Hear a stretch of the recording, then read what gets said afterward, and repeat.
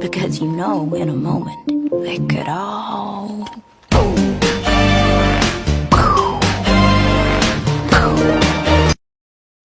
A few moments later. Oke, halo teman-teman. Assalamualaikum warahmatullahi wabarakatuh. Kembali lagi dengan saya Nur Nabila di Learning Journal yang ketujuh. Oke, jadi di pertemuan ketujuh kemarin itu kita kuliahnya diadakan secara offline ya, bertatap muka di kelas kuliahnya setelah lamanya libur Lebaran kayak gitu. Seperti biasa, Pak Adi ini langsung nunjuk 3 orang teman kita untuk maju tampil public speaking nih. Tebak siapa aja yang maju di pertemuan ketujuh ini. Nah, jadi yang pertama itu ada Alia Gina. Dia maju tampil ceramah, tapi ceramah kali ini keren banget nih teman-teman. Jadi Alia Gina ini ceramah dengan 3 bahasa. Jadi pakai bahasa Arab, bahasa Indonesia, dan ada bahasa Inggrisnya juga deh kayaknya sedikit. Nah, Alia Gina ini ceramah tentang 6 hak atau kewajiban sebagai umat Islam atau Muslim nih teman-teman. Menarik banget ya. Nah, lanjut yang kedua itu ada Siti Nur Alisa, sama dia juga maju tampil ceramah dengan judul kesetaraan gender atau kayak membahas tentang perempuan kayak gitu ya teman-teman. Nah, yang terakhir ada Mutaji, sama Mutaji juga tampil ceramah dengan judul Nabi Muhammad sebagai suri tauladan umat Islam. Nah, Mutaji ini udah bener-bener siap banget untuk tampil ya teman-teman. Dia udah pakai jas, pokoknya udah siap banget lah untuk tampil. Dan penampilan juga sangat-sangat keren. Nah, setelah ketiganya selesai tampil public speaking, selanjutnya kita bahas hasil diskusi kelompok yang dipresentasikan oleh kelompok 5 atau kelompok yang terakhir nih teman-teman. Nanti setelah semua kelompok itu selesai presentasi, pertemuan selanjutnya itu akan ada UTS. Nanti kita bahas ya bagaimana teknis dan bentuk UTS-nya kayak gimana nih yang dikasih sama Pak Adi. Kita bahas hasil diskusinya dulu ya teman-teman. Nah, judul PPT kelompok 5 itu ada dari gugup ke gagah, kunci public speaking yang efektif dan berkesan. Nah, penjelasan yang pertama itu ada urgensi atau pentingnya public speaking. Yang pertama itu ada meningkatkan efektivitas komunikasi virtual. Yang kedua, kemampuan untuk mempengaruhi dan menginspirasi. Yang ketiga, meningkatkan keterampilan komunikasi dalam tim. Yang keempat, adaptasi terhadap perubahan teknologi. Yang kelima, meningkatkan kemampuan komunikasi. Yang keenam, membangun kepercayaan diri. Yang ketujuh, menyampaikan ide secara efektif. Dan yang terakhir, kebutuhan profesional. Penjelasan selanjutnya itu ada gaya dalam public speaking. Nah, jadi gaya dalam public speaking itu terbagi menjadi 2 ya teman-teman. Yang pertama itu adaptasi gaya bicara, yang kedua itu ada jenis gaya bicara.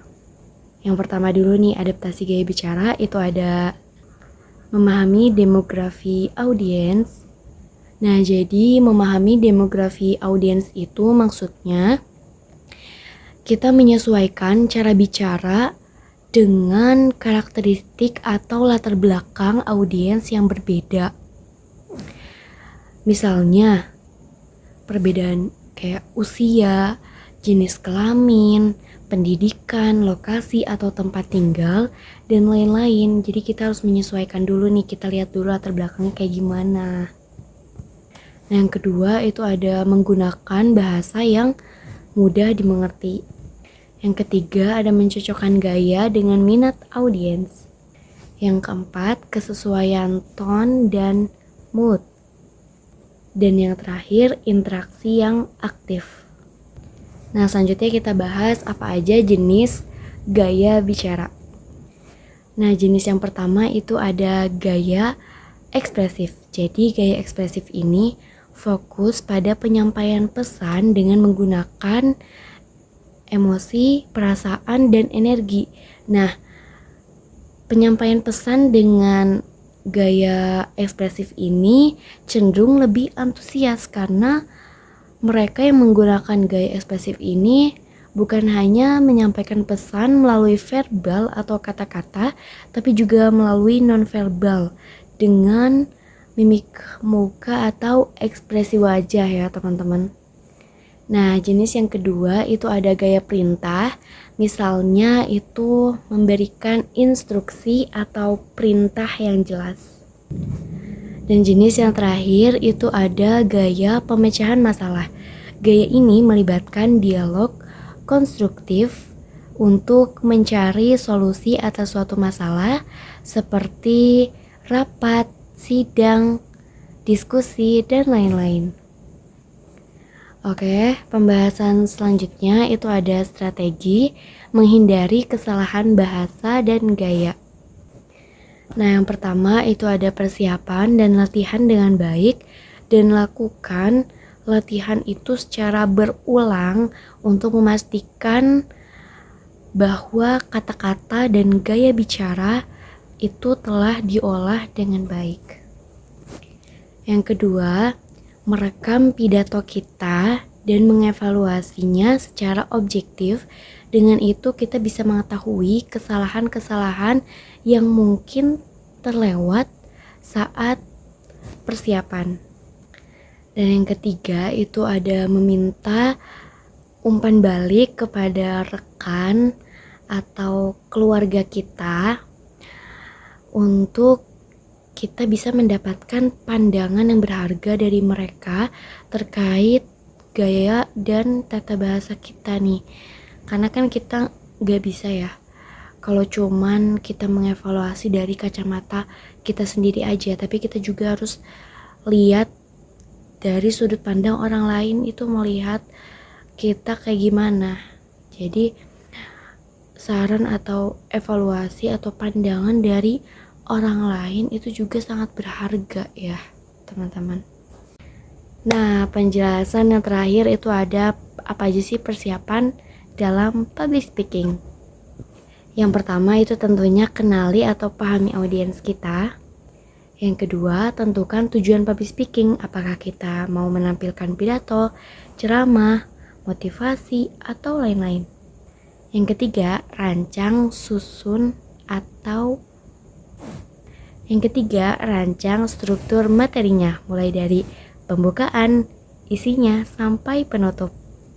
Yang keempat, latihan secara rutin. Yang kelima, siapkan alat bantu seperti handphone, dan lain-lain. Dan yang terakhir, cek lokasi dan perlengkapan.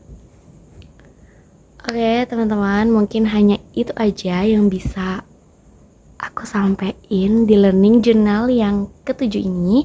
See you in the next video learning journal. Bye bye. Assalamualaikum warahmatullahi wabarakatuh.